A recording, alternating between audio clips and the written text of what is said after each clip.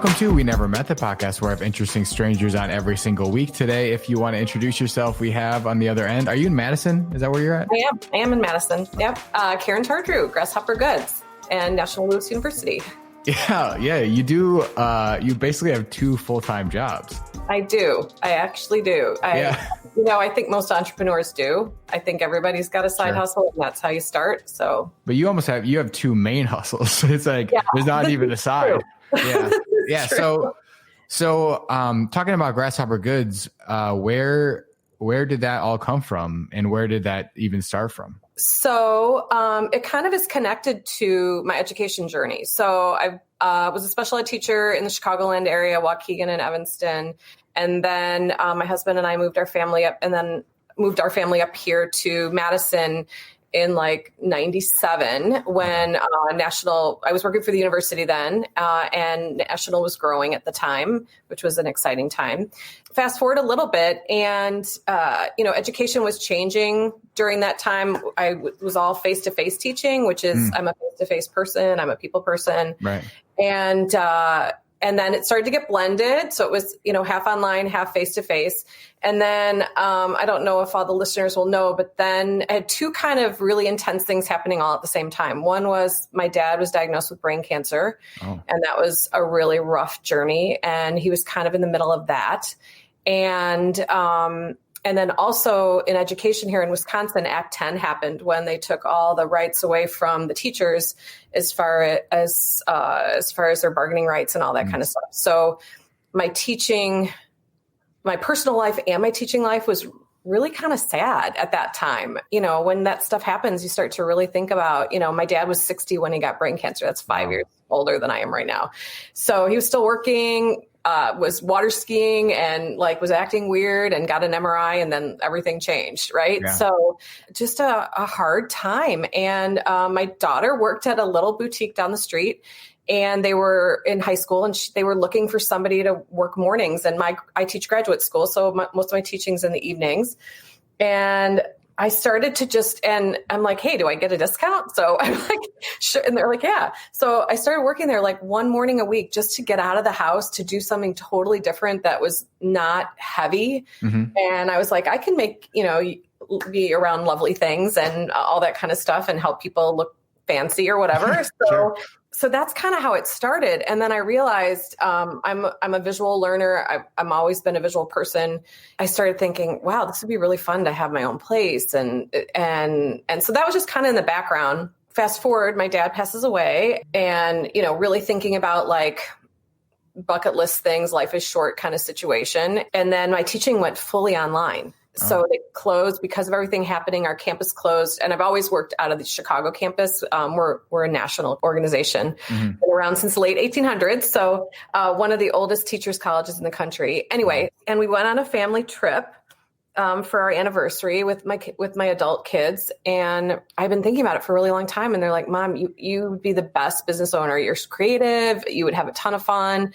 And I had seen my dad pivot a lot, and he was an airline pilot, but then he was a captain for Eastern Airlines, and Eastern went under. It was bought out. So at 50, my dad had to reinvent himself, and I saw him reinvent himself a couple of times in 10 years. Yeah. So we're on this trip, and I'm like, really, could I do this? I've been teaching teachers for my whole career. How am I going to be my own be a business owner? So we get there. So it was in St. John. It was like the dream trip we were going to take, and took the family there. And the day we get there, we arrive, we had to take this taxi across the island to get to a ferry because we were going to St. John. I get car sick really bad. So I get in the front with the driver with this amazing Rastafarian hair and all that kind of stuff. And as I get in, this grasshopper jumps on the windshield, this giant green grasshopper. And if you go, I have a picture of it, actually. I didn't know it would mean anything at the time. And the driver's like, that doesn't happen. This means glad tidings, good fortune, leaps of faith, all this kind of stuff. And I was like, okay, the universe is jumping in my face. Yeah. And so go across the island, grasshopper hangs on that windshield the whole time, and it's windy and I can't even believe it. And then I get out of the van and it jumps with me. And that whole time, it's kind of like I think what's happening to a lot of people right now, some small silver linings are that, space is kind of really stopped right now for a lot of people. And it gives you, in those opportunities, it gives you time to kind of really think about things. So, and that was how it was in the trip. It was totally unplugged. And I kept thinking, I could do this. And then the more I thought about it, the more excited I got about it. And then I'm starting to do, math on the back of an envelope kind of situation. And, sure. And then the last day we were there, we never saw a grasshopper again until the last day we left. There's literally a grasshopper at the foot of our door as we're leaving St. John. And I was like, okay, if the universe isn't telling me, and there's all these magical universe things that happened when my dad was passing away that are kind of related to animals and Native American folklore. That's a whole nother podcast. Yeah. But anyway, so I came home and I started to really do the math and get super excited about it. And I have a friend that's a serial entrepreneur. She's got like 3 companies. So I talked to Sarah when I got home and I'm like, is this crazy? And she said, absolutely not. But I didn't know where to even start. So when I started to do the math didn't really work for a bricks and mortar. So I'm like, there's got to be something else. There's got to be a different way. And at the same time, there was a story on NPR actually about this mobile boutique in like South Carolina. This woman wanting to start a business, didn't have the capital she needed. And so then I was like, wait a second, that's a thing. So, and then I kind of went down that rabbit hole. I lucked out that it just so happens that same year, after my dad passed away, we went on a trip with my mom, sort of her bucket list trip to Ireland. So my brother and I went on a trip to Ireland, and my brother happens to be into car restoration. That's what he does for his job. Vintage Broncos, like 70s era, cool retro Broncos. Wow. And so John and I, that whole trip, I'm like, I was telling him about my idea, and then I told him about this thing that I had heard, and I'm like, could we do that? Hey, I'll hire you. We could work together for a year. You could build this truck for me. It'd be really cool. It'd be so fun. And he was like, I think I could do that. I think, yeah, that's cool. Let's think about that. So that's kind of how it started. Yeah. And you talk about getting the car. The first one you got was a bus, right? And that didn't work out. It didn't work out. So John was totally on board. And then just fast forward for anybody else that is interested in sort of starting a business. I joined this organization called Doyan, which is in Madison. And now they have a few more in the area of Wisconsin about women entrepreneurship. And I learned a ton because I had no idea. And they helped me with like a business plan and helped me find funding. And it all just kind of swirled together. And once I looked forward, I never really looked back. So, and it also gave me, and the truck gave me flexibility that it was very seasonal at first, and I wouldn't have to leave my job. And I didn't want to leave my job. I just wanted something more right now. Right. So anyway, John found, we wanted something like retro and cool. And so we knew it had to be special. We wanted it to be something that like, when you saw it, it was like, the Oscar Wienermobile or like, sure. Cool truck that you're like, oh my God, there it is. Yeah. He found this like 56 school bus, like a short school bus in Wyoming. And John's like, this might be it. This has like the super cool factor. And again, took a total leap of faith. He's like PayPaling some guy in Wyoming that doesn't really even have a phone number. And we're like, is this even a thing? Is it good to come back? Yeah. No, it's like, I can't even believe that, we kind of, and John's like, I'm in it with you. And like, okay, whatever. So we get the bus back, and luckily John's like really, we were just building the plane as we were flying it. So we didn't know so it arrived. It actually came on a truck, and a flatbed truck, and it arrived, and we're like, oh my gosh, it really came. We weren't totally scammed. So that was like a win. And so we get in there, and also there's a live grasshopper in the bus, which is super funny because I hadn't come up with the name of the business yet. Oh. And so anyway, we spent a lot of time. We had the bus up at my mom's cabin just because there was space up there, and we walked around, and we really were thinking about like a customer experience, like what's going to, not be claustrophobic, what's going to be fun, what's going to make sense. And, John's like just over 6 foot, and he's like, I can't stand in here. And he's like, I don't think this is good. That was kind of number one. Right. As we got it, he was really thinking about, it was so vintage because he's like, he works with vintage stuff all the time. And he's like, vintage stuff is cool, but it's also a pain in the ass. Yeah. So can we get parts for this? Can we even get you new tires? Can so we started to like think about that.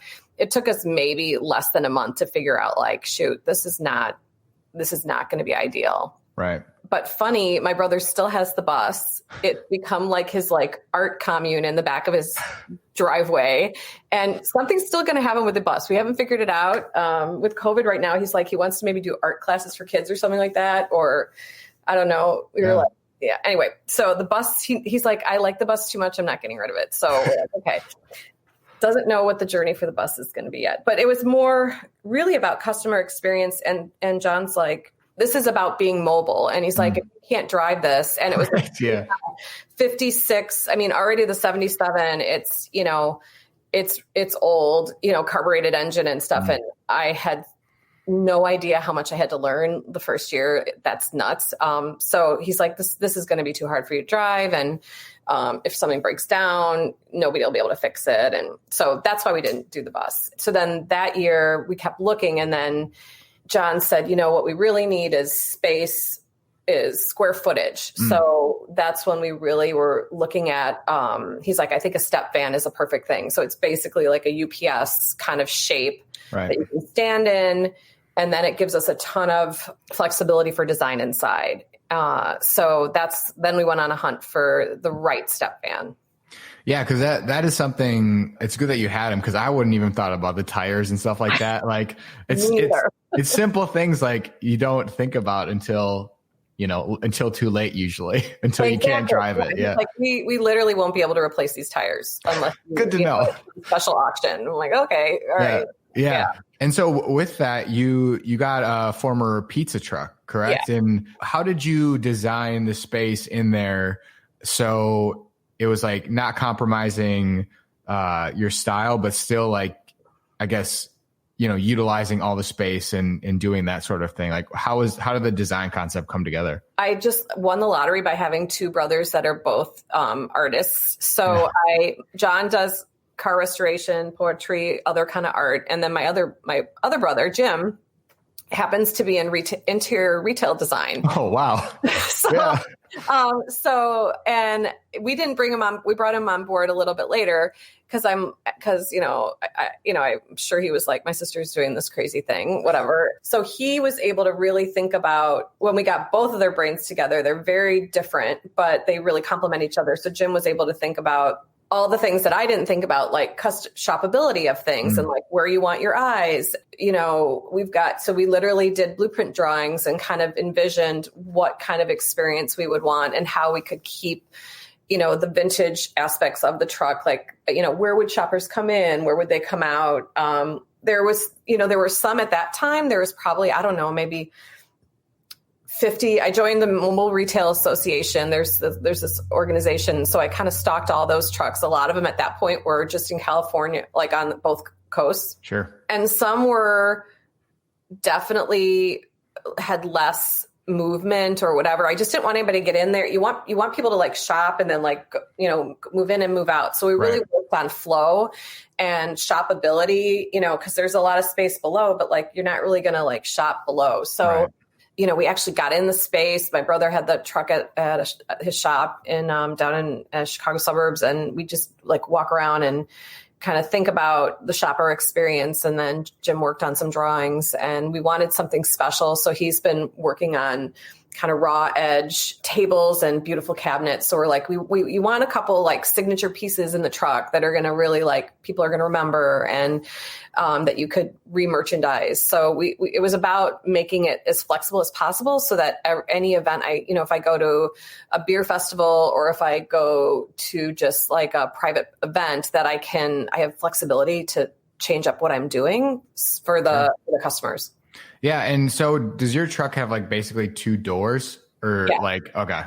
So we made it so that the driver's side door is fixed and I keep that. That's kind of where you check out generally. Okay. And where the passenger side door was, John took that out and then we pivoted it to actually, it's like the seat in the changing room. Okay. And, so it's on the side so that people can come in kind of the side door. So it gives it a nice flow, and we have a step and you can come in and then you can shop. It took a long time to figure out what kind of stairs situation, if you rent a U-Haul, they have that slide thing and all that kind of stuff. So we wanted it so that it was, I was really concerned about accessibility, honestly, for a long time. And I made sure that there weren't rules related to that, but there really weren't a ton of rules. So we tried to we want to make sure there's handles and so we found this amazing fold up stairs for the back. But I have had handicapped people shop, but usually I have to bring stuff out to them or they can look back. Yeah. Cause we were going to do a ramp, but it would just be too hard to store then when you drive away. So. Yeah. I mean, all these things are little things that I think make a huge difference in the long run. Exactly. Yeah. Oh, sure. Yeah. And you were the first or are the first mobile boutique in Wisconsin. Correct. And I've seen a lot more pop up since you started. Yeah. So right that same year, a friend of mine, Heidi, from Rekindled, she has a Winnebago. She has more upcycled kind of cool vintage stuff. And we were both going through rehab storage there was just the journey for both of us on different things. So I think I launched in the spring and she launched early that summer. So we were kind of the first two in Wisconsin. And then right after that, there's a bus. And now there's even more. There's a ton that actually have just sprinkled all over the place. So it's kind of fun. We actually were part of a Milwaukee mobile boutique festival last August. They were going to redo it this year, but obviously not. And so I can't remember how many mobiles. They brought mobiles in from all over the Midwest. So that was really exciting. Yeah, it was really fun. Yeah. So how did you go about, because I sort of found this with my podcast that finding specific people to be on at first is really hard. And I would assume finding goods and products at the beginning is harder because you're searching and trying to figure out what you want to keep. But as you go on, you have this waterfall effect of more and more people getting exposed to more and more people. So how did you sort of figure out where you wanted to go with the products in there, and also finding different artists and people that are creating that stuff? That's a great question. I love calling it a waterfall. When one of my entrepreneur mentors, she calls that the sneeze effect, right? Mm-hmm. But yeah, so I mean, part of that's learning how to pivot and figuring out what we are. So, originally in my head, I thought I'm going to be this cool small boutique, right? Mm-hmm. But I wanted it to have an artisan kind of angle because family artist. My dad was an art major. My daughter's an art major. Both my brothers involved. So it was that was something that I really wanted to focus on.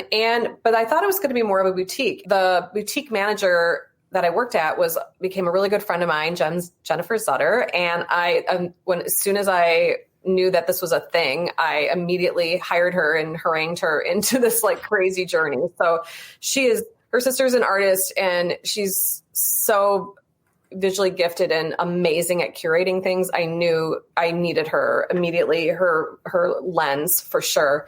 So the combination of the two of us was just kind of a lot of it was networking, knowing things that we kind of starting there.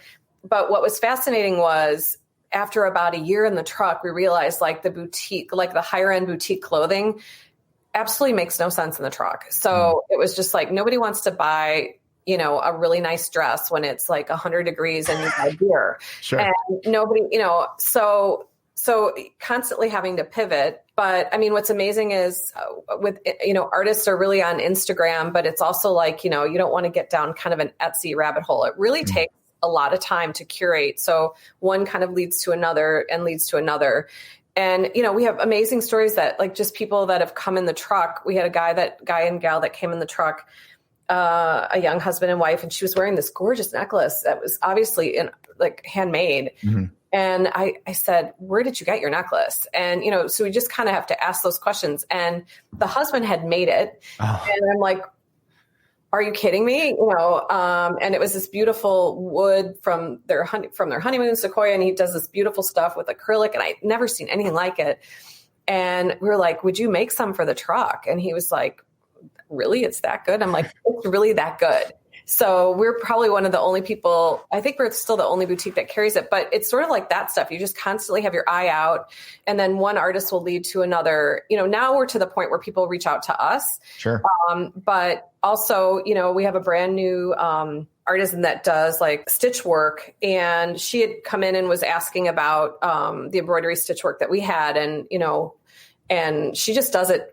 She just does it as a stress reliever. And I said, well, bring your stuff in. And she's one of our new really popular artists. We can't keep her stuff in, and she just does it on the side. And she didn't think it was that good. I'm like, are you kidding? So it's really, for me, what I love about the truck is kind of what I love about education. It's really about connecting people. I just love that, asking questions. It's kind of, like you asking questions. It's just, people are so cool. And I just am really curious. So I'm always asking questions and like, where'd you get that necklace? Or, that kind of thing.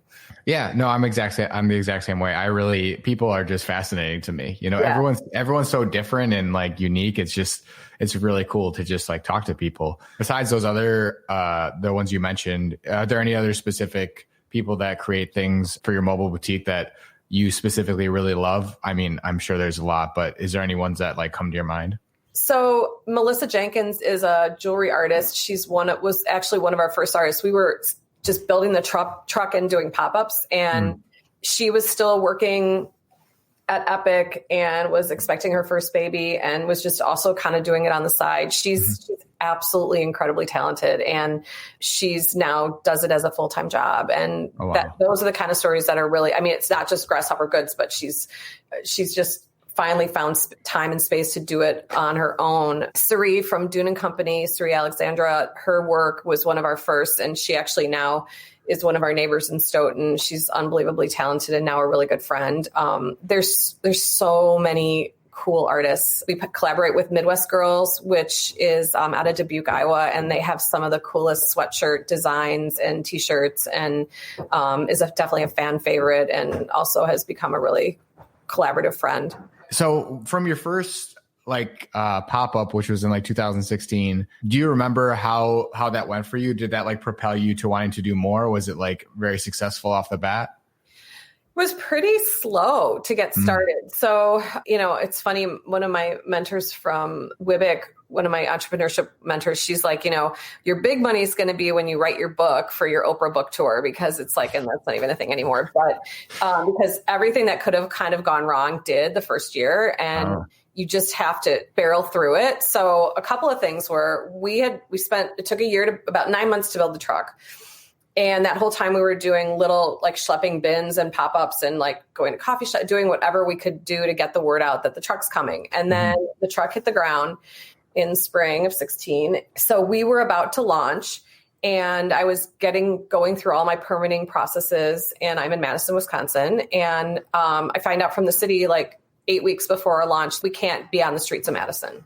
It's not a thing. That's a problem. Kind of a big problem right before we're launching. So it was are you kidding me? So, all right. Okay. Now what do we do? Right. So I networked the shit out of it and just started to talk to every neighboring community, whoever was in charge. In small towns, it was either, the police, or it was the Chamber of Commerce or whatever, the licensing people. So I just pounded the pavement frantically for 8 weeks as we're finalizing the truck. And Fitchburg is right outside of Madison. And they said, well, we don't have any rules about that. We've never had one. And so they were well, we don't, because they don't want you to be somebody selling stuff out of the back of a van, right. Something like that. And I'm no, this is a business. I have my business, And, but some people got it and a lot of people didn't get it at all. So I had to start I got permission in Fitchburg, but they're you can only do it in Fitchburg if you're on private property. So then I'm okay, then I need to find a business that I need to collaborate with. I really didn't have any connections in Fitchburg as far as businesses. So then I used my network of anybody I knew in Madison. Do you know anybody in Fitchburg that has a business? One of my friends and mentors, she was like, I kind of know this guy that owns this bar in Pittsburgh. And I was like, okay, Atomic Koi. So, and he was super cool. And I'm like, what can we do? Let's cross promote. So we've made it always about like, what can I do to help you? I'll bring in customers that'll buy drinks from you. And, so that was our first event. And so we had to be outside of Madison, which it's just like down the road. But that whole first year was that kind of hustling. So I had to basically hustle the heck out of everything to find places. And, my plan was to just like pull up outside of State Street, open my doors and like be in business, Thursday through Saturday or whatever. Right. And that was not what happened. So that first year we put 6,000 miles on my truck and we're all over the state. And my brother was like, you're doing what? Vinny's really not meant to be like that. So he's not a road tripping truck. No, it's not. And I learned a lot of things like battery life, how to deal with a carbureted engine, how things break, lots of journeys that first year, like just even, I've got an old fashioned, it's like my truck's 77. So I have like just a lap belt, and like no AC and It looks super fun, but it's really not very glamorous, but it is still really fun. So yeah, but I think that's like the key basically to having a sort of successful business is that when things break down, like you don't stop, you just keep on going and keep on trying. Literally.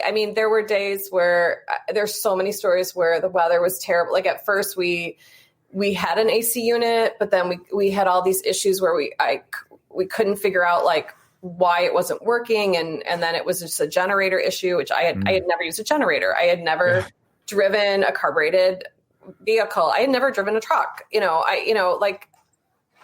so you just learn. And the other thing that was kind of cool was, it really, in a way, in retrospect, it became this amazing marketing situation that wasn't really part of the plan, that I was like all over the state. Yeah.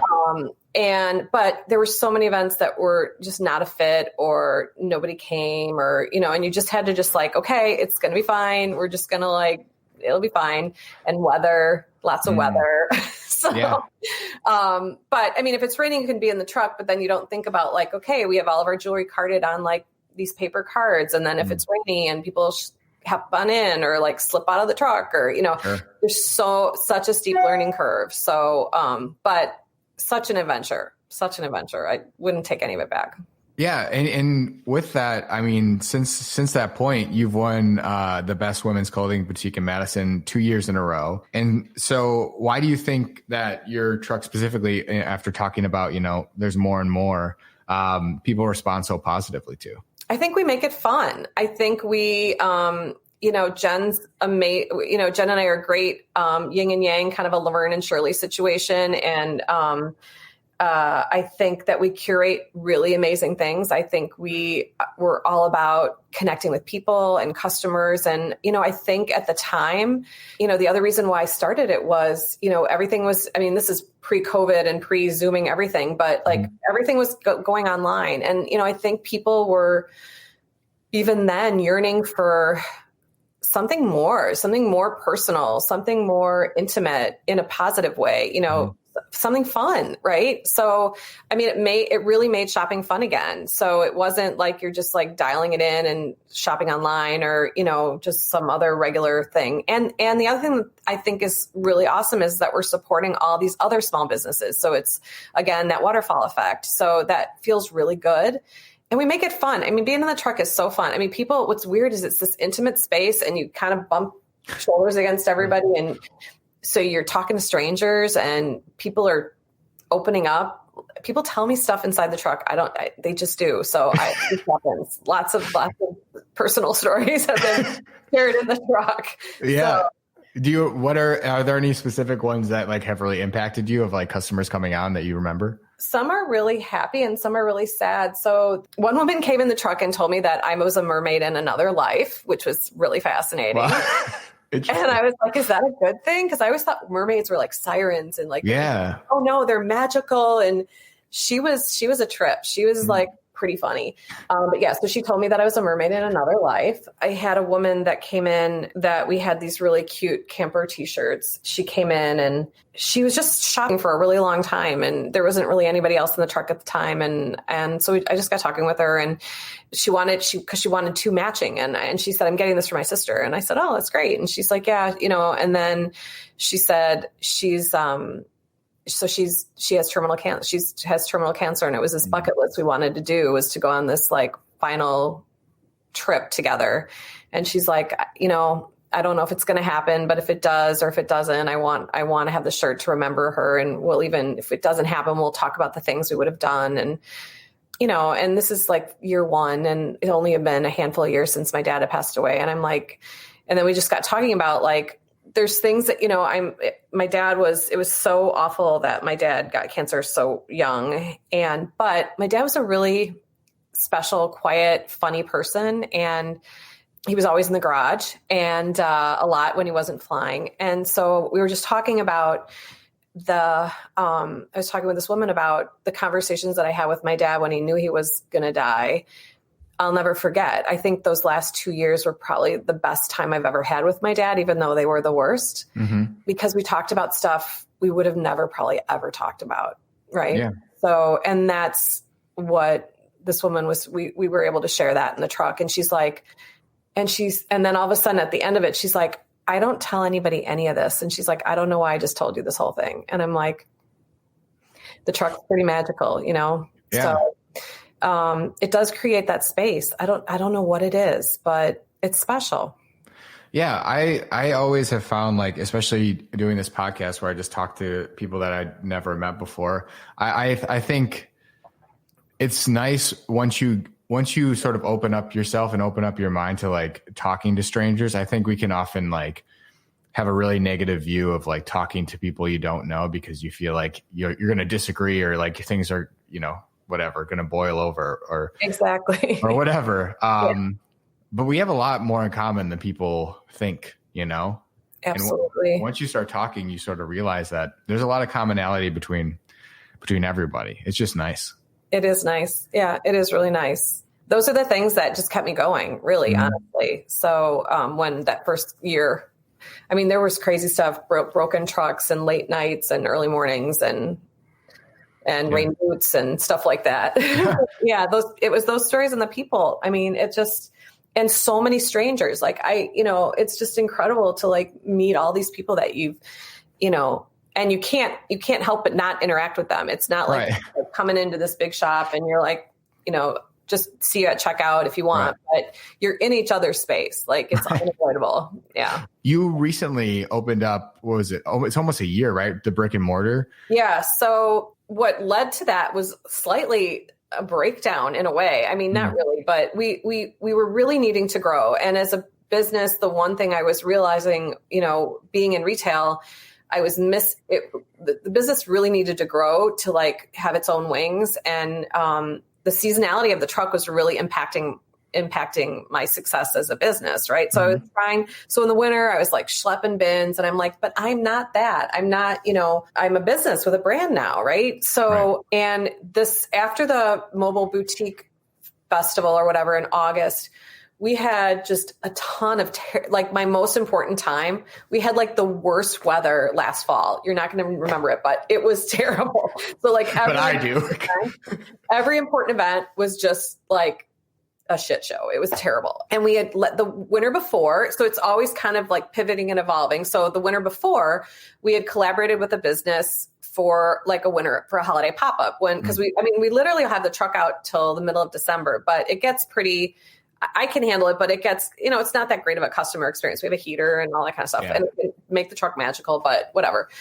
Last year we collaborated with someone and that business isn't a thing anymore. And that actually was like a great test. Like, yeah, actually our stuff does do well in a space besides Vinny. Cause I'm like, is it the truck that's magical? Is it what we've curated? Is it like, what is it? And it's kind of all of it, right? So it was literally after 2 months of just like, are you kidding me? Another like monsoon situation.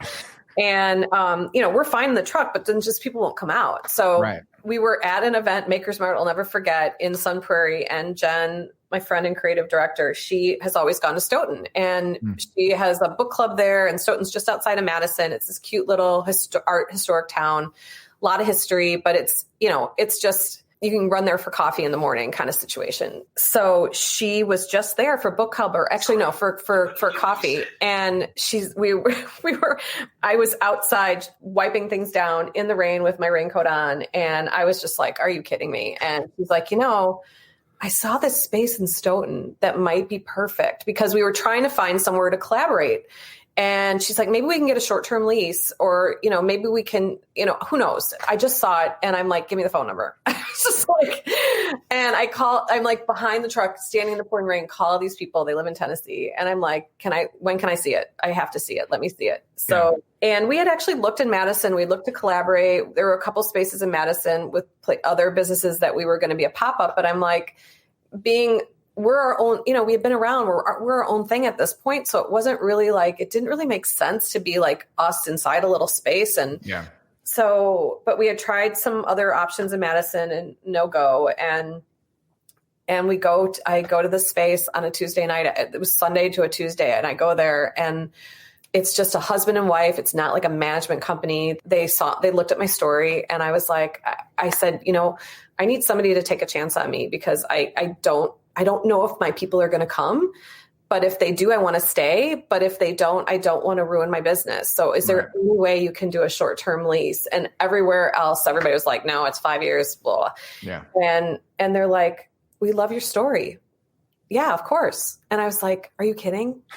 You guys are incredible. I love you. I wish I would have met you first. Yeah. Can I hug you? And I literally hugged them, and they've been, so so they're like, well, what do you want? So I literally they helped me negotiate. I was able to negotiate year by year till we could see how it goes. And what's incredible is the Grasshopper community has come out. They want more. So it was like the best crazy risk kind of, but then we opened in less than a month. It was bananas.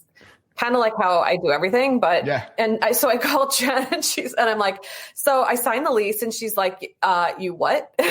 and she's like, so we're doing that. And I'm like, yep, we're doing that now. Let's do it. We're doing that in 3 weeks. Yeah. The space is really cool though. I saw pictures online. It's really a cool space. So that was what was so important about it. It has this vintage vibe that Vinny has. And so it's the actual historic bank building. It's was robbed during the 30s. It has all these cool stories. And that's what's been amazing about the space is since we've opened, the stories are happening were happening in the truck. Like this woman's like, yeah, I lived upstairs in the 50s and my dad owned the bar and we used to make turtle soup. And then some other lady was like, yeah, we used to carry buckets of, it's the coolest community and it's historic. So it just totally goes with Benny. It goes with the vibe, and it's kind of like country Grasshopper Goods or, and then city Grasshopper Goods. So, and right now, it's incredible that we have that space. So, yeah, definitely. And so being in the teaching field or being a professor, how does that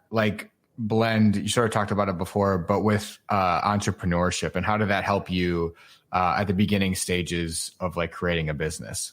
So I've been teaching teachers for almost 30 years, 28 this year, wow, which I love. And so a couple huge things that, everybody's they're like, this doesn't make sense. And I'm like, for me, it completely makes sense. Yeah. So it makes sense because one is when you're teaching adults or when you're teaching teachers that are adults, even more so, you have to think on your feet constantly. You have to constantly pivot. You have to be on your toes.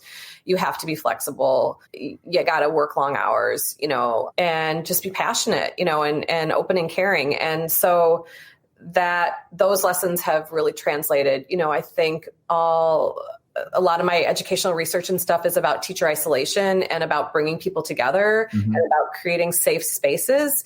And that's what I'm hoping to do in the truck is to be, my husband will say, people tell you anything. And it's cause you're open. And I'm, so what you see is what you get. So when you do that, I think people do open up to you. So that's this experience I wanted to share in the truck and also in the space. My hope is that the other part was that when we opened the Stoughton shop, it was sort of, we have like a really cool education theme too. We've got like vintage chalkboards and stuff like that. And my hope as that grows, I just started my blog, Wise Grasshopper. And my hope is to connect those worlds more purposefully than the truck and the whatever and teaching, because now I can, we could have like educational things. I have an educator discount in the space. We have like teacher things that support educators. And so I'm trying to, that's also exciting about the space, is that it can connect those worlds more in a more meaningful way, I think. So with COVID, we haven't been able to really do like workshops or classes, but my original intent was to have, like Thursday teacher night where we can like connect, and that's going to evolve. And the space would lend itself to that. So I'm excited about that. Yeah. I mean, talking about the truck, you sort of talked about, the magic of the truck, but I think the magic is you. I think that's what the magic is, because, all the people opening up and telling you stories, that has nothing to do with the truck. It has to do all with how you approach people. And, so I think you're the magic. That's what I would say. Oh, thank you. Yeah. Thanks a lot. Yeah. No, but I think that's true. I mean, if you put someone who's sort of cranky and crabby in any space, no one's going to want to talk to them. It's exactly true. Yeah. So it's definitely about, I think it's awesome that you're doing this, and it's such a cool concept. How far out do you think you're going to take it? Is it only going to be a Wisconsin thing? Have you thought about you've gone to other states, right? We've gone to Northern Illinois. There was an event that we would have been at this with the truck, but that's a really good question. I mean, I definitely feel like this was sort of the big year before everything else happened. So, right. But I'll tell you, it's given me space to think more strategically, which when you're driving the truck every single weekend, I haven't had the bandwidth to do that, even though I have a lot of energy. But Jen's like, "Are you a workaholic?" And I'm like, "No, but I'm kind of a busyaholic." I think an entrepreneur, it's like if I have a day off, I'm like, "Oh my God, I could get so much done." Yeah. So exciting. Yeah. So, I mean, I'm really looking at the long game. I'm really excited about, with everything going on this year, I've been able to really up our online game so that people can shop from all over the world. I mean, I think even though we're a small business, if you aren't online, it's not, you have to have that element to really make it right now. And I finally got the blog going so that I have kind of a voice. And one of them's magical stories. One of them's about connecting all the dots kind of to like why I'm here and how it all makes sense. Yeah.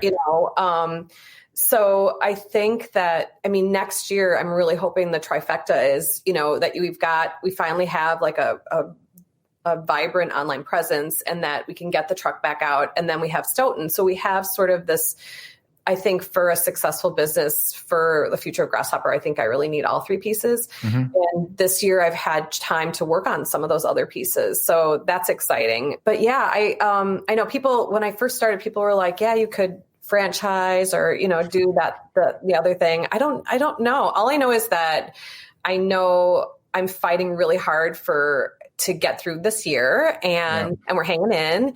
I'm really looking forward to really fulfilling that bigger vision. And that includes some either professional development aspect or caring for teachers aspect that makes sense within our Grasshopper setting. I don't know exactly what that is, but it's something. I'm not sure. Yeah. Like the supporting teachers thing is important now more than ever, especially with everything going on, Exactly. So, yeah.